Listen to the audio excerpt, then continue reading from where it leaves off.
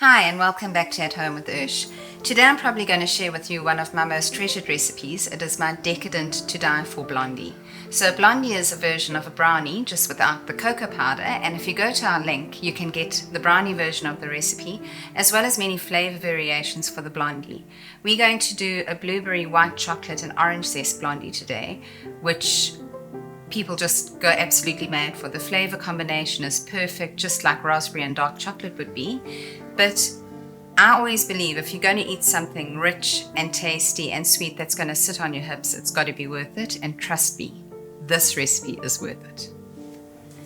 So we start with 500 grams of butter and 4 cups of caster sugar that you have to beat till it's light and fluffy. Really important in this video is I want to show you what the mixture looks like at each step, because that's often where people go wrong with baking.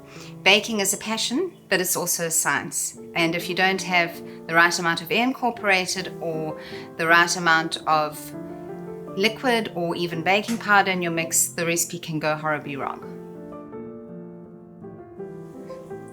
So we've creamed our butter and sugar. We now add 8 extra large eggs.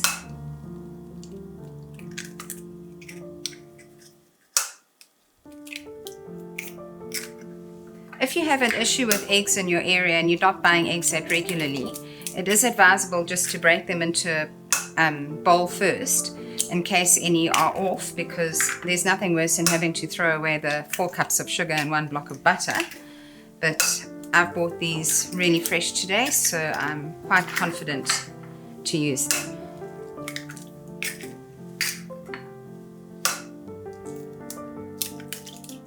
We are then going to beat that, and I'll show you what the stage looks like when it's ready. So you can see that the mixture is really light and fluffy. Using a spatula, just scrape down from the sides. We are then going to add 2.5 cups of normal cake flour. If you are gluten intolerant, you can use a mix of almond and gluten-free flour, which works perfectly. Now we gently fold this in. You do want to ensure that it's properly incorporated, so you can be a little bit rougher than you are with, for example, a chocolate mousse.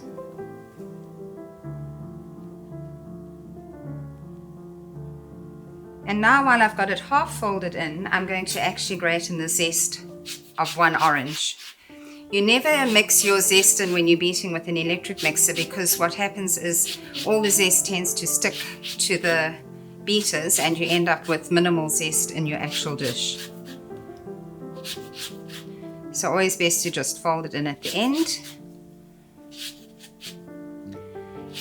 Every time I make this recipe, I have to give the recipe out to whoever came to the function, because they just can't get over it, and I have to have takeaway containers handy so that they can take any leftover blondies home. It's not a bad thing, because I don't think my husband and I need to eat any more blondies, but they are really, really popular.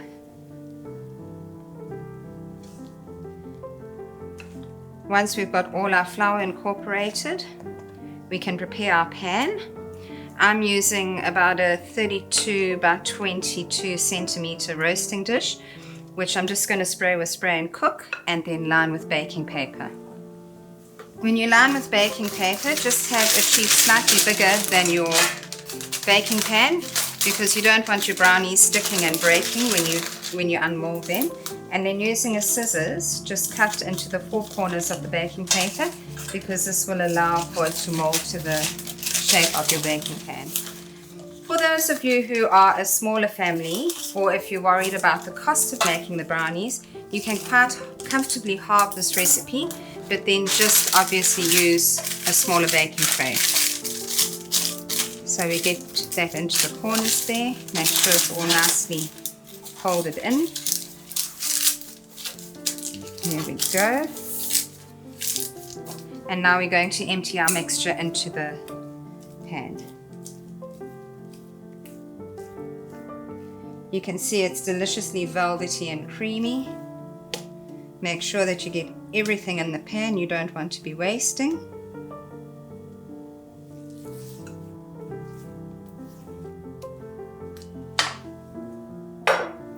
And then just gently guide it towards the edge of the pan.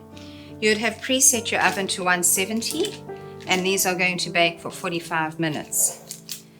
But before we put them in, this is where the fun part comes. Let's just scrape that off.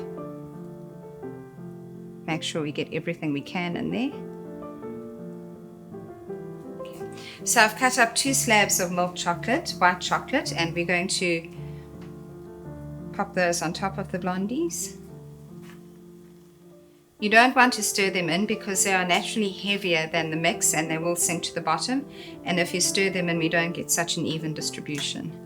So I find this really works best after trial and error.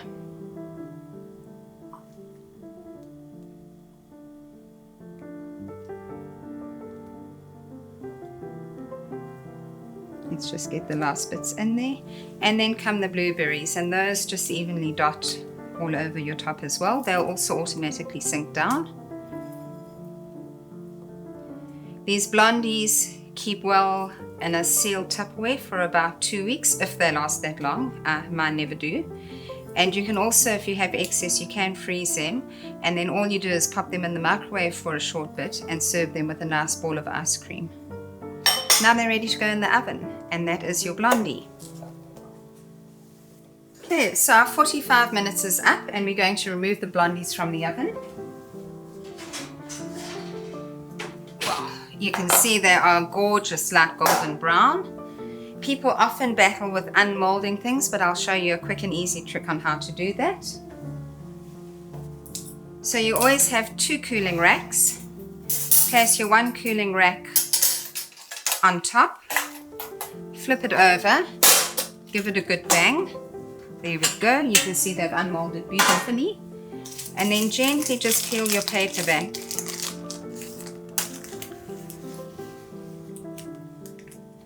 If chocolate wants to come off, just gently persuade it to stay with the fingertip. There we go. I'm going to peel the rest of this paper off.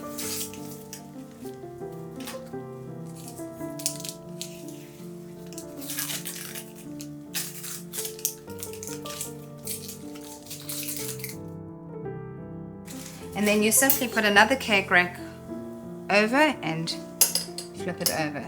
We'll leave these to cool for a little while, and then we'll cut and plate up.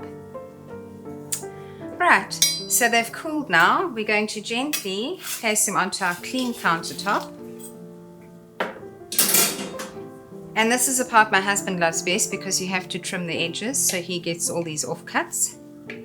But you can see the beautiful color, a little bit of orange from the orange rind, and the blueberries running through,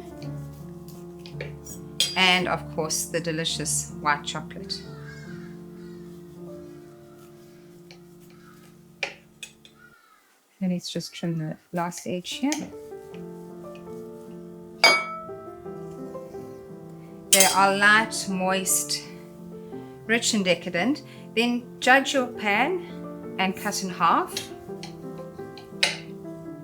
Cut each half in half and then in half again, obviously depending on the size that you'd like, but I like a fair size square because they are rich.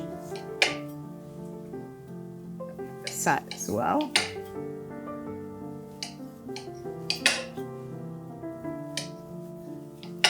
So good to have a nice big sharp knife for that. We're then going to swing the whole lot around, and then I just judge cutting 5 squares from the width.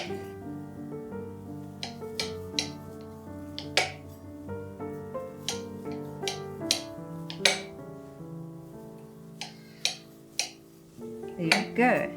And then you can plate up what you'd like. We've just got a pretty footed cake stand. You can really see the chocolate and the blueberries running through the blondies.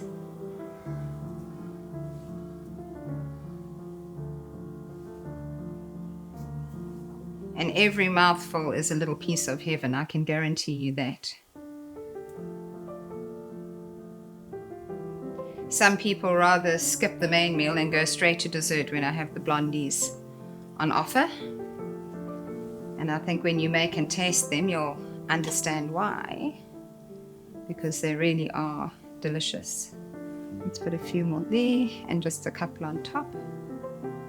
And then you can just decorate with a sprinkling of icing sugar, or like me, I've got some fresh blueberries here. So I'm just going to dot a few fresh blueberries around. Oops. Okay. Jumping all over.